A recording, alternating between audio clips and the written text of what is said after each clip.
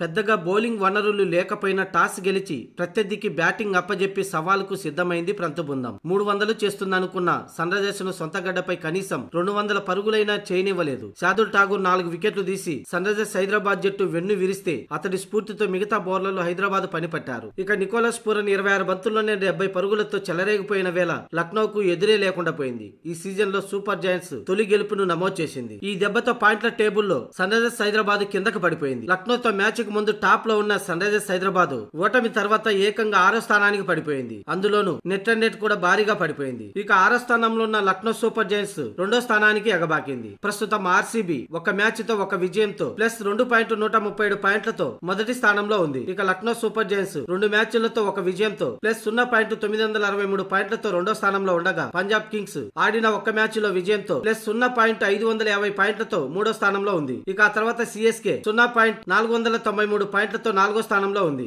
ఇక ఢిల్లీ క్యాపిటల్స్ 5వ స్థానంలో ఉండగా 6వ స్థానంలో సన్ రైజర్స్ హైదరాబాద్ మైనస్ 0.128 పాయింట్లతో కొనసాగుతూ ఉంది. ఆ తర్వాత KKR, Mumbai, Gujarat Titans, Rajasthan Royals తలాక ఓటమితో పాయింట్ల టేబుల్లో కింద స్థానాల్లో ఉన్నాయి. ఒకే ఒక్క ఓటమితో మొదటి స్థానంలో ఉన్న సన్ రైజర్స్ హైదరాబాద్ ఏకంగా 6 స్థానాలకు పడిపోవటం షాక్ కు గురి చేసింది. అందుకు కారణం నెట్ అండ్ నెట్ పడిపోవడమే. అందుకే మ్యాచ్ గెలిచినా ఓడినా కూడా చివరి వరకు మ్యాచ్ ని తీసుకెళ్తే నెట్ అండ్ నెట్ ను కాపాడుకున్నట్టే.